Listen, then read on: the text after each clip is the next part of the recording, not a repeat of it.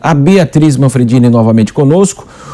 Beatriz, o nome de Sérgio Moro também voltou a circular aí nos bastidores. Como é que você avalia agora a posição do União Brasil, que deixou a terceira via, agora poderia retornar com Simone Tebet, Beatriz? Pode retornar, sim, Marcelo. Luciano Bivar, que é o presidente do União Brasil e é o pré-candidato do partido ao Palácio do Planalto, ele deixou em aberto essa possibilidade de voltar aí para o bloco, né, da terceira via. Lembrando que o grupo agora é composto por Cidadania, PSDB e também MDB. Cidadania e PSDB, inclusive, que acabaram de firmar a federação, né, com o Tribunal Superior Eleitoral. Essa federação foi formalizada hoje. E aí Luciano Bivar disse o seguinte, que coloca duas condições para que o partido União Brasil volte para esse grupo. A primeira é que ele não quer procurar nenhuma dessas três siglas. Ele quer que as três siglas o procurem, né, que vão até ele. E a segunda condição é que o bloco aceite a reforma tributária, a proposta de reforma tributária feita por ele de forma integral. Bivar disse que assim que deixou a terceira via, ele conseguiu aí desenhar essa reforma tributária, então que não vai abandoná-la. São essas as duas condições. Então ele deixou o caminho aberto, né, para ser procurado novamente pelas três siglas e disse, inclusive, que há a possibilidade de Sérgio Moro sair como vice na chapa encabeçada por Simone Tebet. Simone Tebet foi escolhida, né, pelos três partidos como aí o nome da terceira via para o Palácio do Planalto e agora Luciano Bivar coloca aí o nome de Moro meio que à disposição dessa vice aí candidatura. Ele que deve sair para tentar uma vaga, pelo menos por enquanto, né, para o Senado aqui por São Paulo, mas pode ser então que esse jogo ainda mude. Tudo isso precisa ser conversado, é claro, e os partidos precisam ter pressa, porque está agendado para a semana que vem, na terça-feira, dia 31 de maio, o lançamento oficial da candidatura de Bivar pelo União Brasil. Então eles precisam dar uma acelerada nessa conversa e o MDB principalmente precisa trabalhar nisso, né, para conseguir o apoio para Simone Tebet e não só nessa relação com a União Brasil, mas também com o PSDB. Depois da desistência de João Dória, tem uma ala do PSDB que está querendo aí que o partido dos tucanos lance uma candidatura própria, quem sabe com o nome de Eduardo Leite ou de Tasso Gereissati. Então é bom que o MDB tente se aproximar aí bastante do PSDB, que já discute, inclusive, que só vai aí apoiar mesmo essa candidatura em troca de outros apoios na esfera estadual. Então tem muitas arestas ainda para serem acertadas, Marcelo. Beatriz Manfredini, daqui a pouco ela retorna então aqui na programação da Jovem Pan.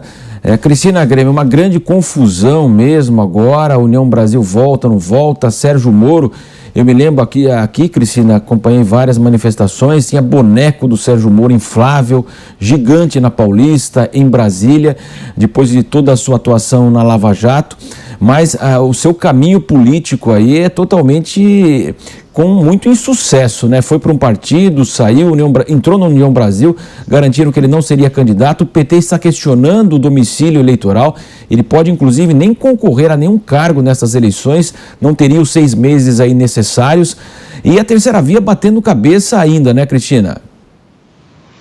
E não tem mais espaço, né? Eu acho que já desgastou de tal forma essa terceira via que eu não consigo ver nem esse diálogo aí de Luciano Bivar com Simone Tebet aí como frutífero. Até porque se ele já deu aquele prazo de 31 de maio para fazer o lançamento da sua campanha e o 31 de maio está chegando, acho muito difícil que consiga que todas essas condições que ele colocou sejam negociadas num prazo tão curto. Em relação a Sérgio Moro especificamente, é muito triste, né? Ele ainda tem um recall muito grande da atuação contra a corrupção e o Brasil deve esse agradecimento ao juiz Sérgio Moro, agiu de forma brilhante, colocou os bandidos, os maiores bandidos do colarinho branco do país na cadeia, toda a quadrilha do PT e de vários outros partidos que foram cooptados pelo PT, toda a quadrilha daquele clube das empreiteiras e alguns outros dos grandes empresários nacionais, né, grandes muito entre aspas, porque eram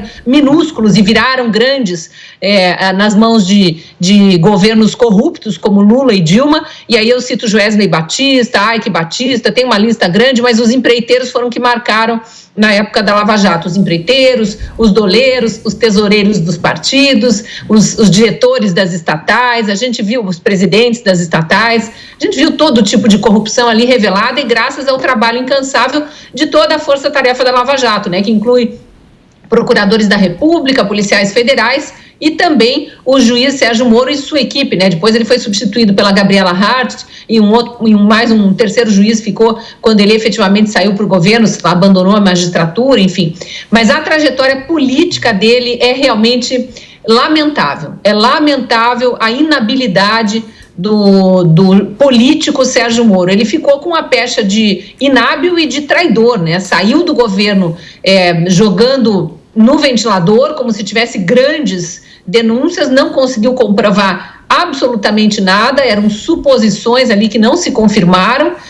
Eu tenho para mim que, inclusive, ele conseguiu favorecer ainda mais a imagem do presidente como uma pessoa séria, honesta, que quer a equipe trabalhando, quando, por causa dessa acusação, fez o STF abrir aquela reunião presidencial lá em que ele teria sido desrespeitado pelo presidente, e a gente viu que o presidente estava cobrando de todos os ministros naquela reunião, né? Mas, enfim, e depois ele continuou com essa trajetória de traição, quando ele deixa o Podemos, né? Foi acolhido pelo Podemos, o Podemos fez uma grande festa para recebê-lo, fez uma pré-campanha ali, bancou muitas viagens e tudo mais, fala num gasto aí de milhões de reais que teria que ser ressarcido agora pelo União Brasil, que acolheu o Sérgio Moro, e os líderes do Podemos dizendo com todas as letras que ficaram sabendo pela imprensa da saída de Sérgio Moro. Então, deu as costas para o partido que tinha acolhido a sua candidatura, né? É tudo muito complicado. Eu acho que é ruim para o eleitor, que esperava uma alternativa aos candidatos que estão postos aí, né? Que são chamados de polos, mas polos sempre existiram em todas as eleições no Brasil e nos outros países do mundo, e esses chamados de terceira via nada mais são do que mais uma via. A terceira é a terceira, podia ser a quarta, a quinta, a sexta. Ciro Gomes é a terceira via, se for pensar assim, né? Para mim é uma terceira via de esquerda radical, tanto quanto é a via de Lula, que eu não sei se seria a primeira ou a segunda, enfim. Mas veja como todas essas classificações se perdem quando a gente olha para o real cenário e não vê uma possibilidade aí forte que venha a ter alguma chance de ao menos chegar ao segundo turno.